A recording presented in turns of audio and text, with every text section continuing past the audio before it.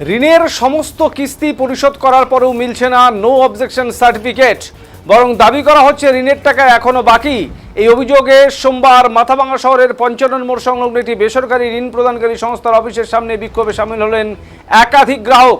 ঘটনাকে কেন্দ্র করে এলাকায় উত্তেজনা ছড়িয়ে পড়ে। অভিযোগ, মাথাভাঙা পচাগড় গ্রাম পঞ্চায়েত এলাকার একাধিক ব্যক্তি এই বেসরকারি সংস্থা থেকে ঋণ নিয়েছিলেন। তাদের দাবি, নির্ধারিত সময়ে সমস্ত কিস্তির টাকা পরিশোধ করা হলেও ঋণ সম্পূর্ণ শোধের প্রমাণপত্র বা এনওসি চাইতে গেলে অফিস থেকে জানানো হচ্ছে ঋণের সম্পূর্ণ টাকা এখনো জমা পড়েনি। অভিযোগকারীদের মধ্যে রয়েছেন মাথাভাঙা পঞ্চানন মোড় এলাকার বাসিন্দা হিরু সরকার। তার দাবি, গত কয়েক মাস ধরে তিনি এনওসি পাওয়ার জন্য অফিসে বারবার যোগাযোগ করলেও শুধুই হয়রানির শিকার হচ্ছেন। সোমবার তার সঙ্গে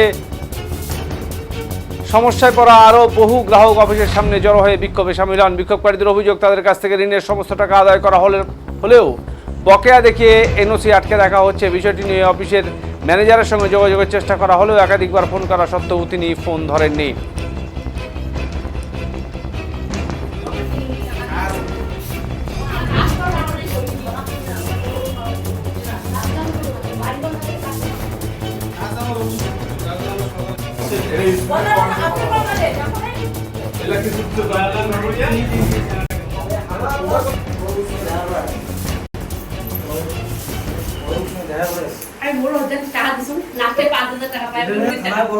এখান সেটিন অফিস থেকে আমি লোন নিয়েছি 70,000 টাকা।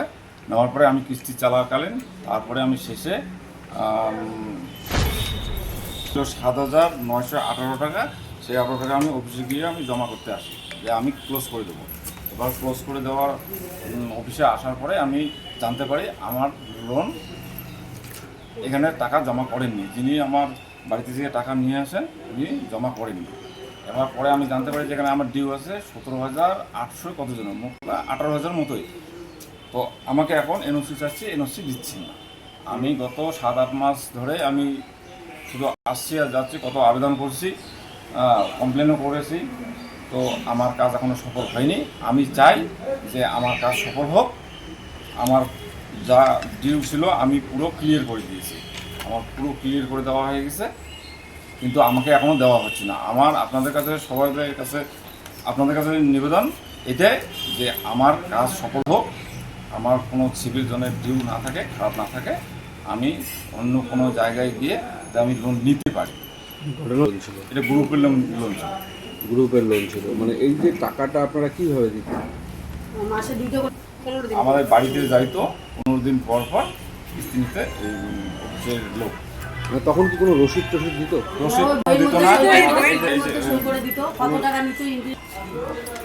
তো মানে ওই টাকা নিয়ে যাওয়ার পরে আপনি এসে দেখতে পাচ্ছেন যে আপনার পরিমাণটা বেশি রয়েছে। হ্যাঁ, যখন শুধু এইটুকু ডিউ ছিল আমার, পুরো ক্লোজ করে দেবো ভাবছি, এই জন্য এই টাকাটা নিয়ে এসে এখানে দিয়ে দিয়েছি পুরো পেমেন্ট করে। আমি যখন এনওসি চাইলাম তখন আমাকে বললো যে আপনার ডিউ আছে। আমার ডিউ থাকার কথা আমি পুরো ক্লিয়ার করে দিয়েছি। তখন মেশিনে ওনারা চেক করে দেখেন যে 18,000 টাকার মতো আমার ডিউ জমা করেনি ওনাদের লোক। অফিস থেকে বলছে এখন চেষ্টা করে দেখবে, ঠিক করে দেবে, সেই কথাই বলছিল। তো এতদিন ধরে আমার অনেক দিন হয়ে গেল, প্রায় 7-8 মাসের মতো এতদিন ধরে আমাকে ঘোরাচ্ছে শুরু। এখন আপনার কী সমস্যা হচ্ছে? আমার সিভিল খারাপ, ডাউন, আমি অন্য কোথাও লোন তুলতে পারছি না। আমার এটাই অসুবিধা, আমার অসুবিধা আপনার আমাদের গ্রুপে। আর বর্তমান আমার বাড়ির এলাকায় আমার বর্তমানে এই কেসটা হয়ে গেছে। গ্রুপে তো প্রথমে ছিল আমরা 10 জনের মতো, 10 জন মিলে একটা গ্রুপ করা হয়েছিল।